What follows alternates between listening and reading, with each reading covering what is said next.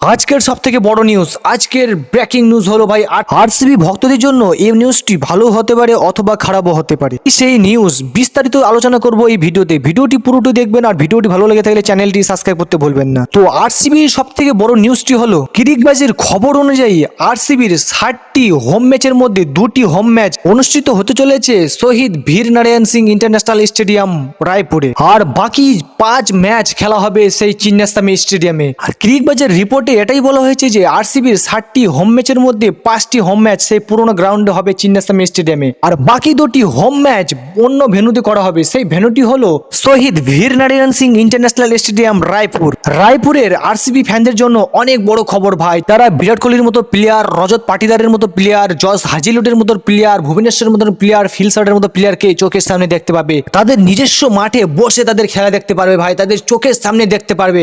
এটা তো ভাই অনেক বড় খবর রে ভাই আরসিবি ফ্যানদের জন্য। যারা আরসিবির ফ্যান, যারা ভাই রায়পুরে থাকে তাদের জন্য তো অনেক বড় খবর রে ভাই।